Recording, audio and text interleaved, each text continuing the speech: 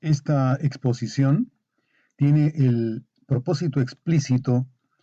de presentar la situación en la que se encuentra el régimen político peruano luego de los usos que han realizado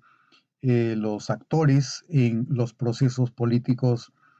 principalmente en el periodo 2016-2021, particularmente dentro de los regímenes que presidieron el señor Martín Vizcarra y el señor Sagasti, Francisco Sagasti. El efecto más importante que se ha generado en el régimen político peruano ha sido derivado de la decisión que toma el electorado al darle una mayoría absolutamente distinta al Congreso respecto de la votación mayoritaria con que se apoyó al partido político que tuvo a su cargo el Poder Ejecutivo, luego de la renuncia del señor Pedro Pablo Kuczynski y la asunción en la presidencia de Martín Vizcarra Cornejo en marzo del año 2018. La lógica de relaciones entre el Poder Ejecutivo y el Congreso sufrió una característica que tuvo por definición un procedimiento confrontacional agudo entre ambos poderes del Estado. Dentro del periodo del señor Vizcarra se utilizó el mecanismo del planteamiento de la cuestión de confianza ante el Congreso, que ha tenido como propósito evidente, luego de haberse desarrollado y concluido el conjunto de estrategias que tuvo el Poder Ejecutivo respecto al Congreso, tuvo la conclusión de la disolución del Congreso. Se dice que el régimen político peruano es un régimen presidencial o que se trata de un régimen presidencial atenuado. Al calificar como régimen presidencial el régimen político peruano, se desconoce elementos muy importantes que impiden esa calificación y que están relacionados con la intervención que la Constitución le garantiza al Congreso de la República en la participación de actos que en los regímenes presidenciales son impensables. En un régimen presidencial, por ejemplo, es solo el presidente de la República quien designa y quien remueve a sus ministros. Por el contrario, en los regímenes parlamentaristas no se concibe un gobierno a menos que éste haya sido constituido con el voto del Congreso. Y el Congreso, además, es quien puede rehusarle su confianza o censurar al gabinete de ministros. Como consecuencia de lo cual, en un régimen presidencial no cabe que el presidente de la República disuelva el Congreso. Caso inverso, en los regímenes parlamentarios, como contrapartida al derecho o competencia o atribución que tienen las asambleas para otorgar o para rehusar confianza a los ministros, en cuya composición y formación interviene tanto como en su remoción, el régimen parlamentarista prevé que el jefe de Estado pueda disolver el Congreso. Entonces, estos distingos son importantes cuando se traslada al Congreso peruano facultades que son propias de los regímenes parlamentarios. El presidente de la República comparte, por lo tanto, con el Congreso la facultad de designar y de remover al gabinete de ministros. Ambos poderes del Estado tienen esa atribución. El Congreso participa con la investidura o con el otorgamiento de confianza respecto de la exposición del programa general de gobierno, y el Congreso participa también cuando, en casos facultativos, el gobierno acude al Congreso para plantear una cuestión de confianza sobre una medida que le resulta de particular interés, para consultar la confianza que merezca su planteamiento ante el Congreso de la República. Si el Congreso de la República le rehúsa confianza a dos gabinetes, el presidente de la República tiene el derecho de disolver el Congreso. Estas son las instituciones que se puso a prueba, en particular durante el periodo en el que actuó como presidente de la República el señor Martín Vizcarra Cornejo. Los sucesos más importantes fueron los que tuvieron lugar durante el premierato del señor Zavala, quien hizo una cuestión de confianza respecto de la permanencia de la ministra de Educación, la señora Marilú Martens, el señor Villanueva,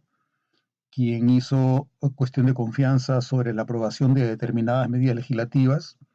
una de las cuales incluso supuso el planteamiento de un par de reformas constitucionales, como la bicameralidad y como la irreelegibilidad de los congresistas. Y por último, durante el premierato del señor Salvador del Solar, quien hizo una cuestión de confianza respecto de la suspensión del proceso de elección de los magistrados del Tribunal Constitucional para que su designación ocurriera con un proyecto de ley que a la vez presentaba al Congreso para eliminar la opción de la invitación en el proceso de designación de los magistrados del Tribunal Constitucional. Estos son los antecedentes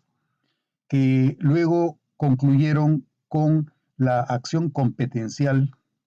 que se inicia ante el Tribunal Constitucional por el entonces presidente del Congreso, el señor Pedro Olaechea Álvarez Calderón, quien cuestionó que el Poder Ejecutivo hubiera actuado constitucionalmente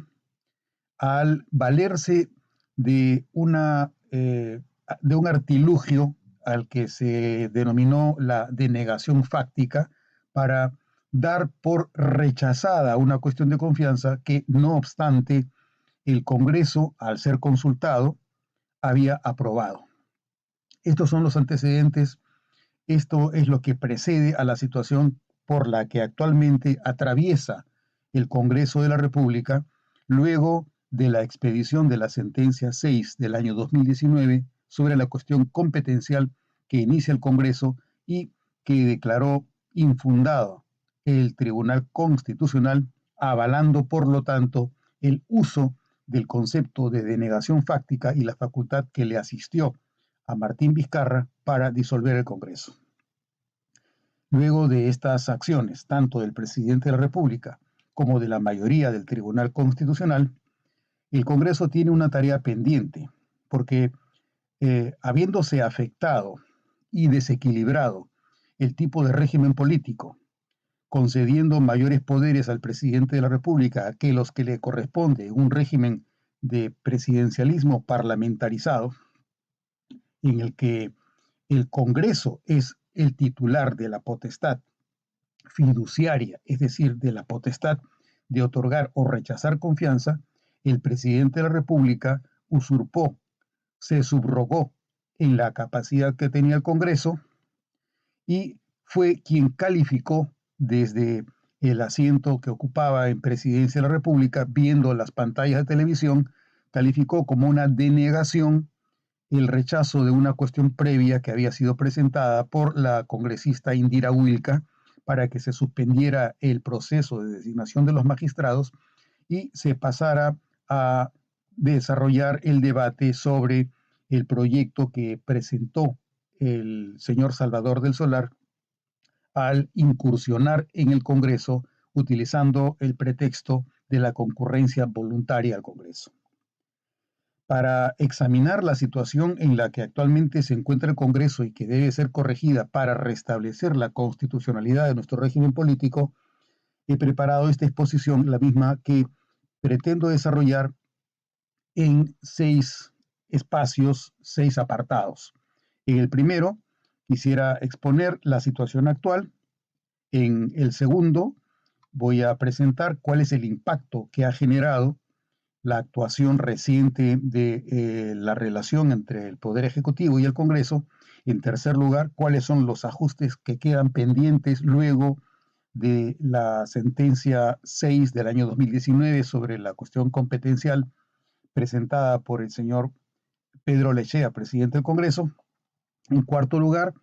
voy a presentar cuáles son los métodos de corrección disponibles actualmente para el Congreso, de manera que se restablezca el equilibrio de poderes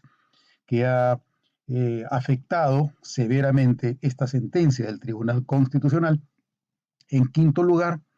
voy a presentar cuáles son las medidas que no pueden dejarse de aprobar y que es inexorable que el Congreso las apruebe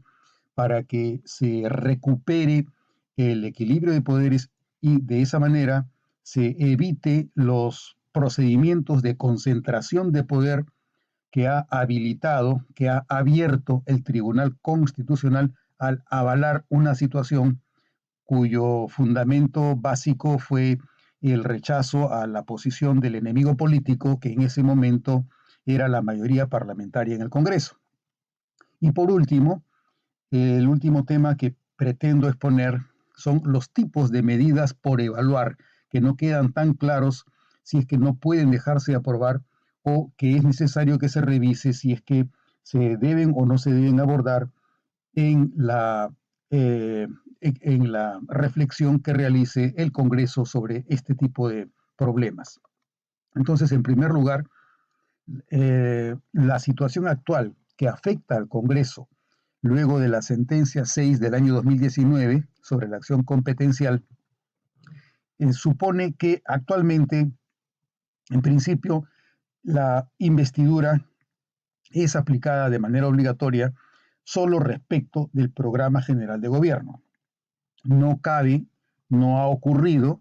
que la investidura sea aprovechada por el gobierno para plantear cuestiones de confianza distintas a las relacionadas con el programa general de gobierno.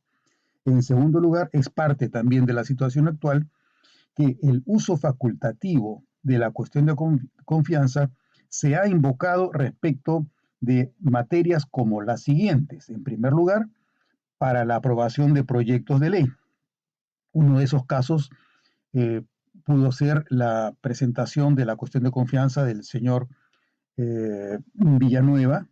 sobre la creación de la JUNAJU, de la Junta Nacional de Justicia, en reemplazo del Consejo Nacional de la Magistratura, así como normas de carácter electoral. En segundo lugar, se ha invocado respecto de la aprobación de contenidos textuales de delegación de facultades legislativas. Este suceso ocurrió con el ministro Cateriano, Pedro Cateriano, quien en su condición de ministro de Defensa durante el periodo del señor Alejandro Toledo, y antes de que se presentara para la investidura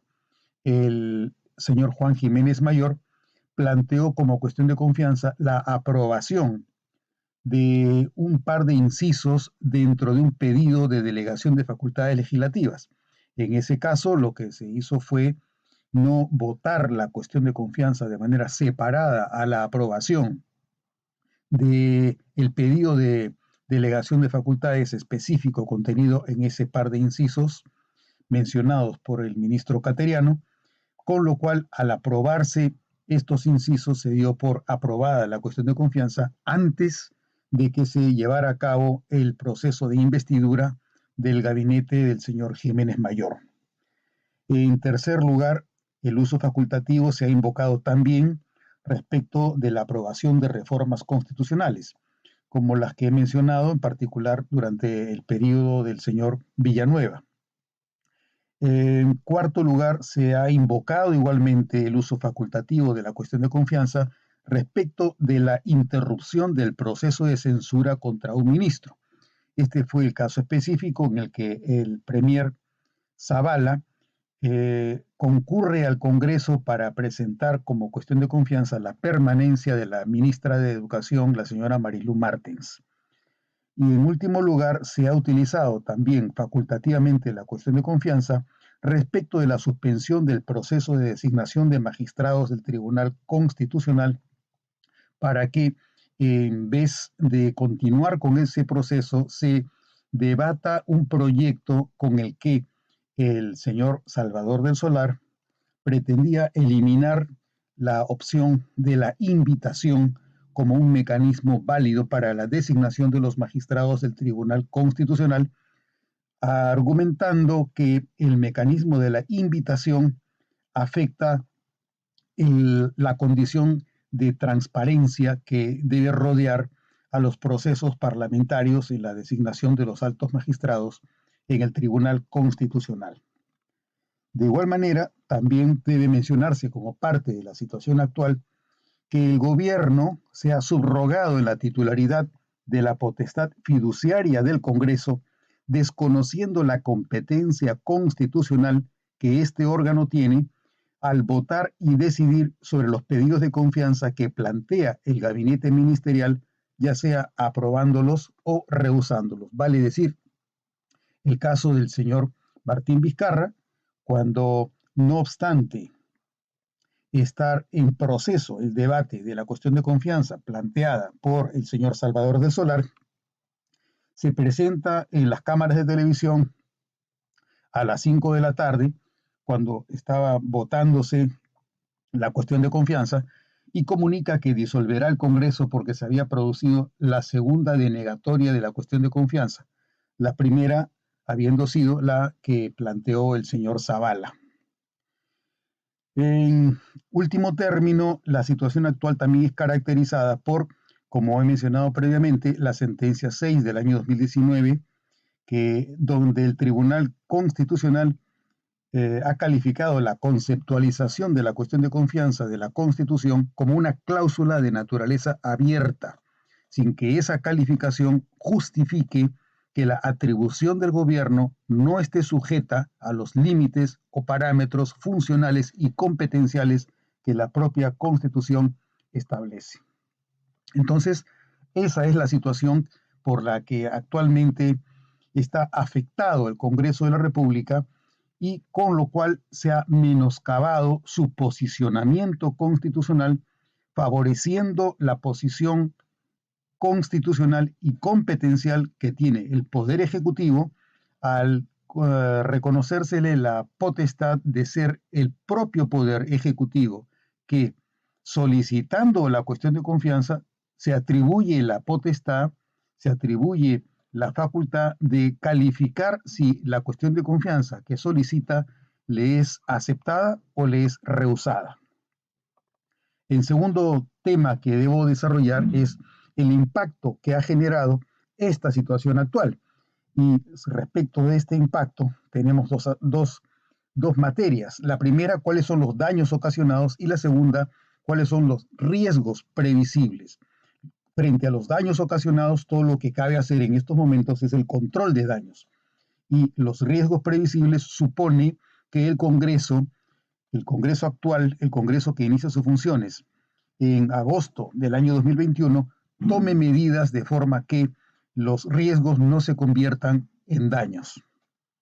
Entonces, en primer término, en cuanto a los daños ocasionados, el impacto generado ha sido que el Congreso ha quedado menoscabado en su competencia y titularidad como órgano depositario de la confianza que se concede o que se rechaza. Y el segundo daño ocasionado es que el régimen político peruano ha sido desnaturalizado porque se ha reconocido al gobierno alcances que generan grados significativos de concentración de poder contrarios a un régimen democrático y republicano. Con la medida adoptada por el Tribunal Constitucional, al avalar la teoría de la denegación fáctica, se ha soslayado el poder que tiene el Congreso de ser quien decide si otorga o niega confianza, y se le ha reconocido al presidente de la República la facultad de sustituirse en la voluntad del Congreso, así exista una decisión expresa del Congreso en un sentido contrario al que quiere que tenga el presidente de la República. Y en cuanto a los riesgos previsibles, los más importantes que pueden mencionarse son, en primer término, que el gobierno puede volver a utilizar métodos que previamente han mellado la posición constitucional del Congreso.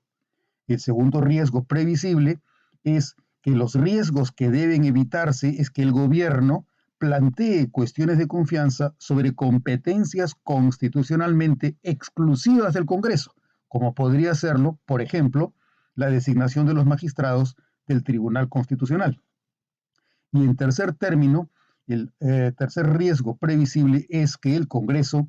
tiene la responsabilidad de prever la normalidad institucional de su funcionamiento sin que un agente externo lo desconozca ni afecte su desempeño ni su composición. El tercero de los temas que abordo en esta exposición es la presentación de cuáles son estos ajustes que es necesario realizar, cuáles son los ajustes pendientes de materialización de forma que se restablezca el desequilibrio que ha generado tanto el presidente de la República, Martín Vizcarra, con sus actos del día 29 de septiembre del año 2019, como el propio Tribunal Constitucional con su sentencia 6-2019 CC. Entre estos ajustes pendientes podemos contar primero acotar el aspecto abierto de la cláusula sobre los usos de la cuestión de confianza. Si actualmente tenemos una calificación como una cláusula abierta a la cuestión de confianza, es importante que el Congreso acote cuál es el marco dentro del cual cabe usarla sin que se produzca la desnaturalización o la distorsión de la cuestión de confianza, excluyendo del Congreso la competencia que la Constitución le reconoce. En segundo lugar, un ajuste pendiente es corregir el desborde ocasionado por usos excesivos de la cuestión de confianza por el gobierno. En tercer lugar, otro ajuste es limitar la discrecionalidad en el uso de la cuestión de confianza por el gobierno. En cuarto lugar, eliminar la opción del gobierno de calificar la decisión del Congreso según su comprensión, interpretación, entendimiento constitucional o según su interés o conveniencia políticos. El siguiente ajuste pendiente es la recuperación de la posición constitucional del Congreso como titular de la potestad fiduciaria en representación de la pluralidad de la voluntad popular. Y por último, otro ajuste pendiente es adecuar los ajustes en el concepto de la cuestión de confianza dentro del marco constitucional, ordenando los alcances de la sentencia 6-2019 que distorsionan el tipo de régimen político peruano. Si esta es la situación actual, si esos son los impactos generados en materia de los daños ocasionados o en materia de los riesgos previsibles, y es necesario realizar ajustes para encaminar nuevamente el régimen político peruano hacia su naturaleza como un régimen de presidencialismo parlamentarizado, la siguiente cuestión es cuáles son los métodos de corrección disponibles por el Congreso. Los principales métodos de corrección son tres. En primer término, la reforma constitucional. En segundo término, la ley de interpretación del texto constitucional. Y en tercer término, la reforma del reglamento del Congreso. Son tres las principales opciones que tiene el Congreso para poder corregir las distorsiones que han sido generadas con la sentencia 6-2019 CC. En primer lugar, entonces, la reforma constitucional. ¿Cuáles son las ventajas de utilizar la reforma constitucional? Las ventajas más importantes son, en primer término, que con una reforma constitucional se afecta la esencia y contenido de la cuestión de confianza. En segundo lugar, la segunda ventaja es que genera cambios relativamente más fuertes, más sólidos y más estables en el tiempo. Y en tercer lugar, la tercera ventaja es el mayor nivel de autonomía normativa y menos restricciones o control externo. Como sabemos, el Tribunal Constitucional es un órgano que controla la constitucionalidad, no es un órgano que controla la Constitución, no es esa su atribución. el Tribunal Constitucional es fundamentalmente un legislador negativo. Dice qué es lo que hay que excluir del ordenamiento constitucional y no qué es lo que debe decir la Constitución, ni una ley. ¿Y cuáles son las limitaciones frente al uso de la reforma constitucional como un medio para corregir las distorsiones que actualmente dañan, lesionan, afectan el régimen político peruano al conceder una mayor concentración de poder en el poder ejecutivo, en el gobierno? Las principales limitaciones son que, en primer término, el contenido debe mantenerse en un nivel general. Y la segunda limitación es, obviamente, como corolario del anterior, la menor incidencia que puede tenerse mediante un proceso de reforma constitucional en los detalles, tanto sustantivos como procesales, en las correcciones que se pretenda realizar. La segunda de las opciones para realizar las correcciones necesarias en nuestro régimen político es la ley de interpretación, que se le llama la ley de interpretación auténtica. Las ventajas más importantes de utilizar la ley de interpretación son que, en primer lugar, es comparativamente menos complicada su aprobación que con una reforma constitucional, que tiene que pasar por el proceso previsto en el artículo 206 de la Constitución. La segunda ventaja de utilizar la ley de interpretación para corregir estas distorsiones es que permite optimizar moderadamente la posición del Congreso. Es un paso que permite hacer ajustes de mediano alcance, no llega a hacer correcciones en profundidad ni en detalle. En profundidad se pueden conseguir con la reforma constitucional y en detalle mediante el siguiente procedimiento, que será el de la reforma del reglamento del Congreso. Y en cuanto a las limitaciones de utilizar una ley de interpretación para corregir las distorsiones que actualmente tiene nuestro régimen político, son que la ley de interpretación restringe el margen de cobertura normativa en una ley de interpretación, dado que el objetivo es interpretar el texto. No se puede crear cláusulas distintas a aquellas que son materia de la interpretación. La norma interpretada es la que define los límites de la ley interpretativa. Por lo tanto, no se puede utilizar la ley de interpretación para desarrollar aspectos que no son parte de la ley interpretada o de la norma interpretada. Y la segunda limitación es que deja aspectos normativa y constitucionalmente críticos por cubrir, que es necesario abordar, pero que no se pueden abordar mediante una ley de interpretación. El tercer camino o método de corrección es recurrir a la reforma del reglamento del Congreso. Las ventajas más importantes de utilizar la reforma del reglamento del Congreso son que permite llegar a detalles esencialmente nucleares, tanto como adyacentes a la cuestión de confianza, como por ejemplo el régimen de la concurrencia voluntaria de los ministros, que es el que utilizó el señor Salvador del Solar para irrumpir en el Congreso, violentar la agenda legislativa y presentar una cuestión de confianza sin que su presencia haya sido previamente coordinada ni agendada en el orden del día por los órganos competentes del Congreso, como son la Junta de Portavoces, el Consejo Directivo o la propia mesa directiva. El Pleno nunca fue consultado, nunca conoció sobre la capacidad que tenía el señor Salvador del Solar de asistir a una sesión del Congreso cuando el objetivo de la sesión no era su concurrencia ni era la presentación de una cuestión de confianza, sino el proceso de votación de los magistrados del Tribunal Constitucional que habían sido propuestos por la Comisión Especial. Entonces, el utilizar la reforma del reglamento del Congreso permitiría que en un solo proyecto se abordara tanto el desarrollo de la cuestión de confianza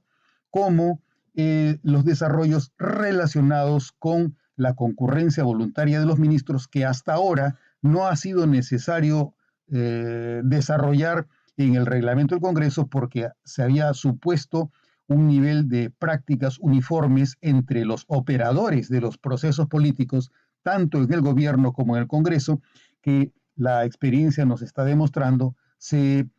caracterizaba por la ausencia de esa experiencia y del conocimiento de esas prácticas cuando se trató de interpretar literalmente el artículo constitucional que faculta a los ministros a concurrir voluntariamente al Congreso. Esto es cierto, cabe la concurrencia voluntaria, pero el que puedan concurrir voluntariamente no significa que puedan aparecerse de manera intempestiva, sin coordinación y sin que su presencia ni la materia de su concurrencia haya sido previamente sujeta a la agenda que debe acordar la Junta de Portavoces, el Consejo Directivo, el presidente del Congreso o el propio Pleno del Congreso. La siguiente ventaja de utilizar la reforma del reglamento del Congreso es la mayor celeridad, eficacia y autonomía normativa para la aprobación. Y en cuanto a las limitaciones de utilizar la reforma del reglamento del Congreso para corregir las distorsiones ocasionadas en el régimen político peruano con el desequilibrio que ha introducido tanto el señor Martín Vizcarra como la mayoría del Tribunal Constitucional con la sentencia 6 del 2019 CC, estas limitaciones son, en primer término, que no puede afectarse el marco constitucional ni las limitaciones expresamente fijadas por el Tribunal Constitucional en su sentencia 6-2019 del TC. La siguiente limitación es que existe el riesgo de su inconstitucionalización si es que se repiten contenidos previamente declarados inconstitucionales por el propio Tribunal Constitucional. El siguiente tema que desarrollo en esta exposición son las medidas que no pueden dejarse de aprobar por el Congreso. ¿Cuáles son las medidas que no pueden dejarse aprobar para corregir el desequilibrio de poderes, para corregir la desnaturalización en que se encuentra actualmente el régimen político peruano, que, como repito, no es un régimen presidencial ni de presidencialismo atenuado, sino de presidencialismo parlamentarizado, toda vez que le corresponde al Congreso definir la designación del nombramiento de los ministros, tanto como su remoción, aspectos que no son propios de un régimen presidencial, sino parlamentario, y en el nuestro se trata de un régimen de presidencialismo parlamentarizado. Entonces, ¿cuáles son estas medidas que no pueden dejarse de aprobar para corregir las distorsiones en las que actualmente se encuentra afectado el Congreso? En primer término, no puede plantearse la cuestión de confianza sobre procedimientos, materias ni funciones de competencia exclusiva y excluyente del Congreso de la República. En segundo lugar, medidas que no pueden dejarse aprobar. La cuestión de confianza es aprobada o rechazada expresa y exclusivamente luego de concluido el debate y votación conforme al reglamento del Congreso. En tercer lugar, la aprobación o rechazo de la cuestión de confianza no se presume, solo la califica el Congreso de la República mediante el voto de la Asamblea sobre la materia que se pone manifiestamente bajo su consideración y deliberación por el presidente del Congreso, quien es el conductor del debate. En cuarto lugar, medidas que no pueden dejarse aprobar. El resultado de la decisión sobre el planteamiento de confianza se define expresamente mediante la votación del Pleno y tiene esa condición solo mediante la comunicación mediante oficio del presidente del Congreso al Poder Ejecutivo. En quinto lugar, el Congreso tiene la facultad de declarar la improcedencia de pedidos o planteamientos de confianza sin que la improcedencia de su calificación constituya una forma de rehusamiento o de denegatoria. En sexto lugar, medidas que no pueden dejar de aprobarse. Los actos derivados del acuerdo del Pleno sobre la cuestión de confianza solo pueden ejecutarse una vez que el Poder Ejecutivo recibe la comunicación expresa del presidente del Congreso con la que se informa la voluntad y decisión de la Asamblea. En séptimo lugar, medidas que no pueden dejarse de aprobar. Si el Congreso declara procedente el planteamiento de una cuestión de confianza sobre un texto legislativo, el resultado se considera como aprobado o denegado solo cuando haya finalizado el proceso de reconsideración previsto en el artículo 108 de la Constitución o cuando la ley sea promulgada por el presidente del Congreso a la conclusión del proceso de reconsideración. El resultado de la decisión del Congreso se comunica expresamente al Poder Ejecutivo, indicando explícitamente si la confianza fue concedida o rehusada. Y en último término, la octava medida que no puede dejar de aprobarse es la precisión del proceso de concurrencia de los ministros voluntariamente al Congreso, previa coordinación con la presidencia del Congreso y comunicación expresa de la fecha y hora según lo acuerde el Pleno para su inclusión en la agenda de sesiones del orden del día de esa oportunidad en la agenda del Congreso. Y por último, el último de los temas que abordo en esta exposición es el tipo de medidas que se puede evaluar si se integran o no como parte de las correcciones que puede desarrollar el Congreso para ajustar el régimen político a su propia naturaleza.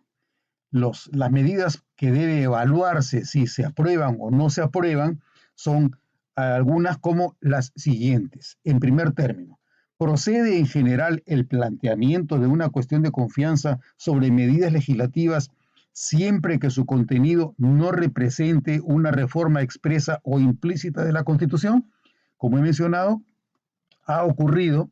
que durante el premierato del señor Villanueva se ha utilizado la cuestión de confianza respecto de reformas constitucionales. Sin embargo, no se realizaron las reformas constitucionales, pero no se abordó de manera directa la procedibilidad de la presentación de una cuestión de confianza sobre una reforma constitucional o no. Este fue un tema que quedó más o menos en la ambigüedad y es preciso que el Congreso decida de manera expresa si es que corresponde o no corresponde. Lo central debiera ser que, dado que el Poder Ejecutivo, el presidente de la República, no tiene competencia para observar las reformas constitucionales, por la misma razón no cabe que el Poder Ejecutivo haga una cuestión de confianza respecto de una materia que le es tácitamente excluida de su competencia. Sería como afirmar violentamente una potestad de la que carece el presidente de la República. No puede, si el presidente no puede intervenir en el proceso de reforma constitucional, sino exclusivamente para la presentación de un proyecto de reforma constitucional,